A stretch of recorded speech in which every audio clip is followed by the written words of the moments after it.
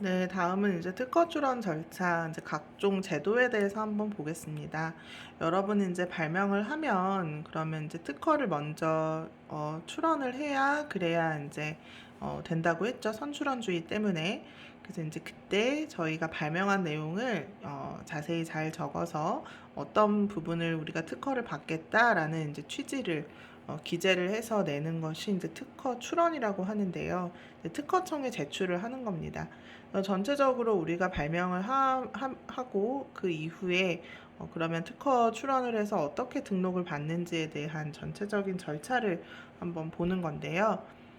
특허 출원이라는 것은 먼저 이 특허를 받고자 하는 자가 소정의 양식에 의한 특허 출원 서류를 특허청에 제출하는 행위를 말합니다. 그래서 이 제출된 특허 서류가 적법하게 접수가 잘 되면 그러면 이제 출원의 효과가 발생을 하게 되는 건데요. 출원서라는 걸 내는데 여기는 이제 어떤 사람이 특허를 받을지 그 출원인에 대한 내용이 들어가고 그리고 이 발명을 누가 했는지 발명자에 대한 내용 등이 들어갑니다.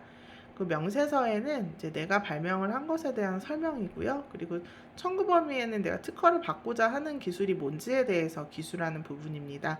그리고 도면은 필수는 아니에요. 만약에 내 발명을 설명하는 데 있어서 어떤 그림이 필요하면 도면을 넣을 수 있고 내 발명에 요약되는 부분을 요약서에 넣습니다. 특허 출원 양식은 이렇고요. 자, 그러면 이제 특허 출원을 해서 심사를 받고 그리고 이제 등록 결정이 되면 이제 특허를 받게 되는 거고요. 그러면 여기서 특허를 누가 받을 수 있는가라는 부분에 대해서 저희가 살펴봤었습니다. 발명을 한 자는 당연히 특허를 받을 수 있겠죠. 그리고 이 사람으로부터 승계를 해도 특허를 받을 수가 있습니다. 예를 들면 내가 발명을 했어요. 그럼 제가 이제 특허를 낼 수도 있지만 이거를 회사로 승계를 하는 겁니다. 그러면 그 내가 소속된 그 회사가 또 특허를 받을 수가 있겠죠. 발명을 한 자는 진실로 발명을 이룬 자연인을 말합니다. 그러니까 인간이어야 되겠죠. AI는 아니겠죠. 아직은 그렇습니다. 그래서 진실로 발명을 이룬 자연인, 즉 해당 발명의 창작 행위에 현실로 가담한 그런 사람이 발명자가 되는 거고, 그래서 예를 들어서 단순 보조자라든지 조언을 해준 사람, 자금만 제공한 사람, 뭐 이런 사람들은 발명자는 아니게 되는 겁니다. 하지만 이런 사람이 그 발명자로부터 승계를 받는 경우에는 특허를 받을 수 있는 자가 됩니다. 그래서 여기서 주의할 부분은 특허 출원서를 낼 때 이 출원인 정보를 넣는 부분이 있고 발명자 정보를 넣는 부분이 분리되어 있는데요. 이 권리는 출원인이 갖게 되는 거지 발명자가 갖게 되는 게 아니기 때문에 특허권은 출원인에게 발명자는 그냥 명예. 그렇기 때문에 내가 특허 권리를 갖고 싶다라고 하면 출원인에 들어가야 되는 겁니다. 이 부분을 좀 착각을 해서 내가 발명자로 들어갔으니까 내가 그 특허권을 갖고 있는 사람이라고 착각을 할 수 있는데 전혀 아니다. 출원인에 들어간 사람이 특허권을 갖게 되는 겁니다. 다음은 이제 각종 제도 중에 심사청구제도와 출원공개제도를 볼 텐데 상당히 중요한 의미를 갖는 겁니다. 심사청구제도라는 것은 내가 이제 심사를 청구를 한 것에 대해서 특허성이 있는지 그 부분을 봐주는 거를 말하고요. 이 출원공개제도라는 것은 내가 특허를 출원하고 나서 1년 반 이후에 공개가 되거든요. 이 공개를 대가로 해서 특허권이라는 독점 배타권을 부여해 주는 거기 때문에 이 출원 공개 제도라는 것은 특허법에 있어서 상당히 의미를 갖는 제도라고 보시면 됩니다. 네, 심사 청구 제도라는 것은 특허 출원에 대해서 일정 기간 내에 이건 이제 3년 냅니다. 3년 이내에 심사 청구가 있는 출원에 대해서만 청구 순서에 따라 심사하는 제도를 말합니다. 그래서 심사 청구를 하지 않았다면 그러면 심사가 안 됩니다. 네, 심사 절차가 개시가 안 됩니다. 특허권을 취득하고자 하는 출원만 선택적으로 심사를 해서 촉진하도록 하는 데 취지가 있고요. 심사 청구가 없으면 3년 이내에 없으면 그냥 취하 간주돼 버립니다. 없어지는 거죠. 네. 그리고 필요한 경우에는 우선 심사 신청을 할 수 있고 이런 경우에는 상당히 빨리 그 심사 결과를 받아볼 수 있습니다. 근데 어떤 특정 요건을 만족해야 되기 때문에 모두 다 할 수 있는 건 아닙니다. 네, 출원 공개 제도라는 거. 특허 출원된 발명의 내용에 대해서 심사 청구 유무에 관계없이, 요건 관계없습니다. 1년 6개월이 지난 후에 모두 공개가 됩니다. 네. 신기술을 조기에 공개해서 기술 진보 및 개발을 촉진하고 심사 지연에 따른 중복 연구 및 중복 투자를 미연에 방지할 수 있게 된다. 이 공개 제도라는 것은 특허법에 있어서 상당히 중요한 거다라고 했죠. 공개를 대가로 독점 배타권을 부여하는 것이기 때문에 그렇고, 출원을 하고 나서 1년 6개월이 경과한 이후에 공개가 됩니다.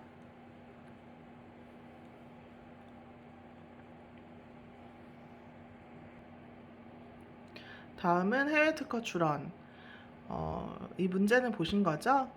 제가 신개념 손선풍기를 개발해서 한국에서 특허를 받았는데 꽤 잘 팔렸습니다. 근데 중국에서 똑같은 제품이 너무 잘 팔리고 있는 걸 발견을 한 거예요. 제가 이 중국에서 판매되고 있는 손선풍기를 판매를 저지할 수 있느냐? 정답은 네, 없다 그랬죠. 속지주의 때문에. 특허 독립 속지주의 원칙상 각국 특허가 서로 독립적으로 반드시 특허권 등을 획득하고자 하는 그 국가에 출원을 해서 그 국가의 특허권을 취득해야만 해당 국에서 독점 배타적 권리를 확보할 수 있다. 내가 중국에서 다른 사람이 카피하는 것을 막고자 했다면 중국에서도 특허를 받아놨어야 한다라는 겁니다. 한국에서만 받았기 때문에 한국에서만 특허권을 향유할 수 있는 겁니다. 그래서 이러한 일국 일특허 원칙 때문에 해외에서 특허권 획득을 위해서는 별도의 해외 출원이 필요하게 되는 거고요. 이때 방법은 PCT 그리고 전통적인 출원 방법인 파리 조약에 기초한 출원 이 두 가지를 생각해 볼 수 있다라고 했고, 이거는 제가 매년 요 PCT 파리 이런 거를 냅니다, 문제. 그래서 꼭 기억을 해 두셔야 되는 용어입니다. 먼저 파리 협약에 기초한 출원을 보시면 이거는 이제 기본적인, 그러니까 오래된 그런 이제 해외 출원의 방법이고, 이거는 그냥 간단합니다. 우리가 우리나라 특허청에 특허 출원서를 내서 특허를 하듯이 그냥 그 국가, 내가 받고자 하는 국가 있죠. 중국, 미국이면 중국 특허청, 미국 특허청에 각각 해외 출원을 진행하는 걸 파리 협약에 기초한 해외 출원이라고 합니다.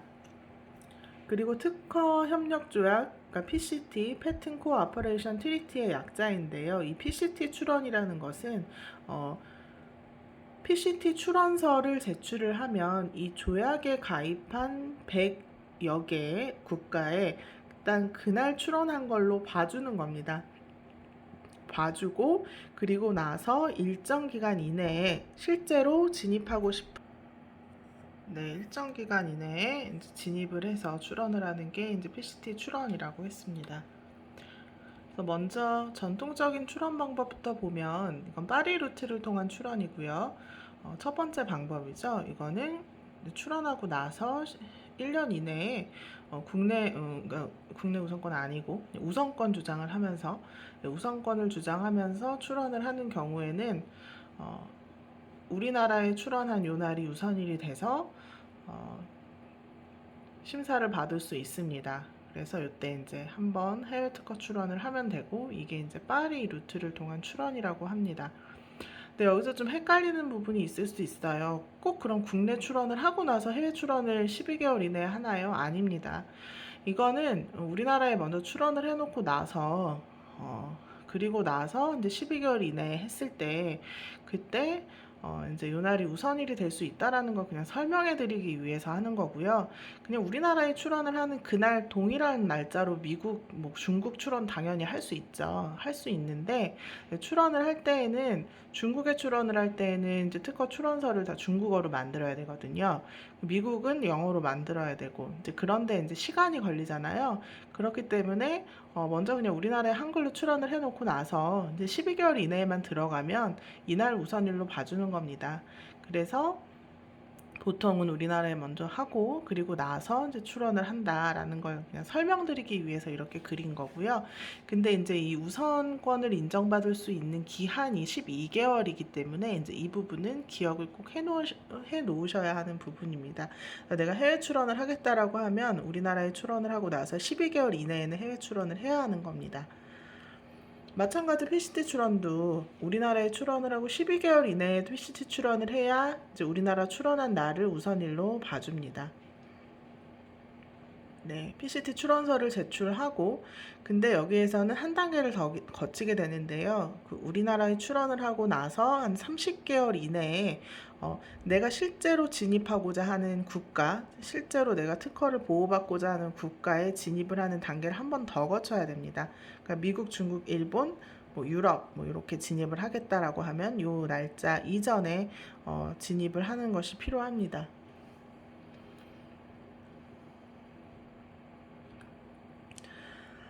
네, 그래서 이제 PCT 출원의 장점과 단점에 대해서 살펴봤는데, PCT 출원의 장단점을 살펴보면, 그러면 이제 전통적인 출원의 장단점도 자연히 알 수 있게 되겠죠. PCT 출원의 장점이 뭐냐, 먼저 살펴보면, 간소한 해외 출원 절차를 통해서 이 출원일이라는 부분이 확보가 가능합니다.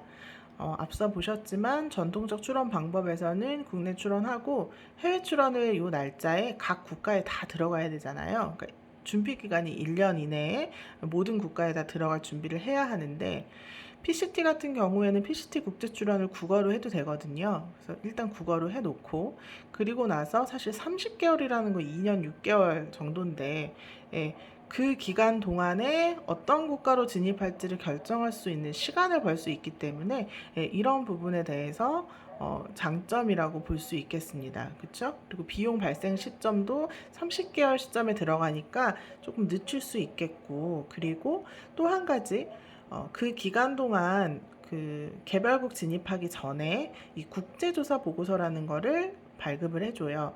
그러면 내가 발명한 것에 대해서 특허성이 어느 정도 있는지에 대한 어떤 예비적 판단, 그러니까 여기에 구속되는 것은 아니지만 예비적 판단을 받아볼 수가 있겠죠. 그렇기 때문에 국제조사 보고서를 보고 예비적 판단을 받아봤더니 되게 좋아요. 그러면 나는 원래 한 4개국에 진입하려고 했다가 한 10개국으로 국가를 늘릴 수도 있겠죠. 근데 만약에 특허성이 없다라는 아주 부정적 내용이 나왔다라고 하면 아예 특허 출원을 포기할 수 있겠죠. 해외 출원하는데 비용이 상당히 많이 들기 때문에 이제 이런 부분을 고려해서 결정할 수 있고 진입 대상 국가를 결정하는 시간을 좀 충분히 확보할 수 있는 부분도 있습니다. 그러니까 시장 조사를 해서 내 기술이 어느 나라에서 어느 나라 시장을 공략하는 것이 유리한지에 대한 그런 조사를 수행할 수 있는 기간을 벌 수 있는 장점도 있습니다.